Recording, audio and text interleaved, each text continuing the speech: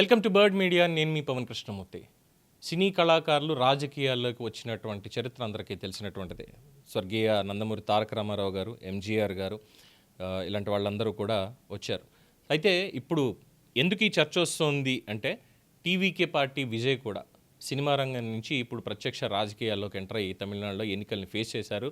89% పైగా ఓటింగ్ నమోదైంది. తమిళనాడు చరిత్రలోనే భారీ ఓటింగ్ నమోదైంది. మరి దీంట్లో విజయ్కి వచ్చేటువంటి వాటా ఎంత?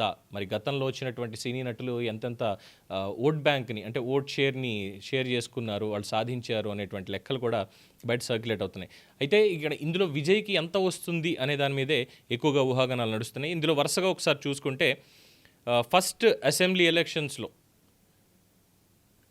ఈ నటులు ఎవరైతే పోటీ చేశారో వాళ్ళ పార్టీలకు వచ్చినటువంటి ఓట్ షేర్, ఒక నటుడు పార్టీ పెట్టి మొదటి ఎన్నికల్లో నిలబడ్డప్పుడు తన పార్టీకి తెచ్చుకున్న ఓట్ల శాతంలో మొదటి స్థానం ఎన్టీ రామారావు గారు నిలిచారు. మొత్తం 46.30% ఫస్ట్ ఎలక్షన్లోనే ఆయన సాధించినటువంటిది.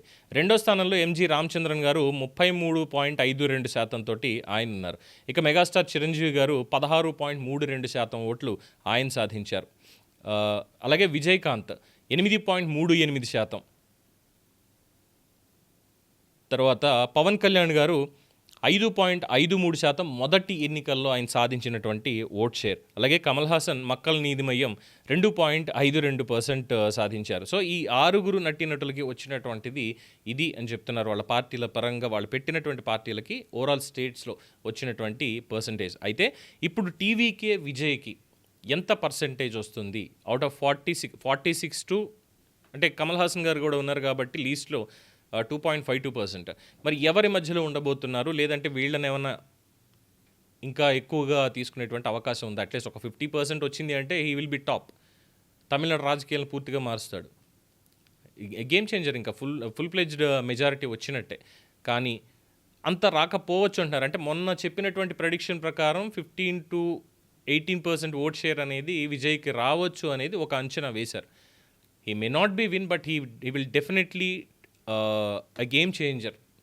అంటే కంప్లీట్ ఒక కింగ్ మేకర్ లాగా మారతాడు. ఎవరు ఉండాలి ప్రభుత్వంలో అనే దానికి మారతాడు అనేది చాలామంది విశ్లేషిస్తున్నారు. కానీ సైలెంట్ ఓటింగ్ అనేది చాలా గట్టిగా జరిగింది. 89% అంటే ఓటర్ల రేజ్ అనేది చూశారు మొత్తం అందరూ కూడా.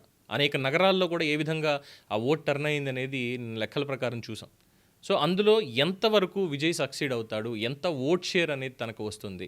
ఒకవేళ ఓట్ షేర్ వచ్చినప్పటికీ కూడా క్యాండిడేట్స్ విన్ అవ్వకపోతే అది మళ్ళీ డిఫరెంట్ సినారియో. సో ఎంత ఓట్ షేర్ వరకు రావచ్చు మీ అంచనా ప్రకారం? మీ అభిప్రాయం కామెంట్స్లో తెలియచేయండి. చూస్తూనే ఉండండి ది బర్డ్ మీడియా.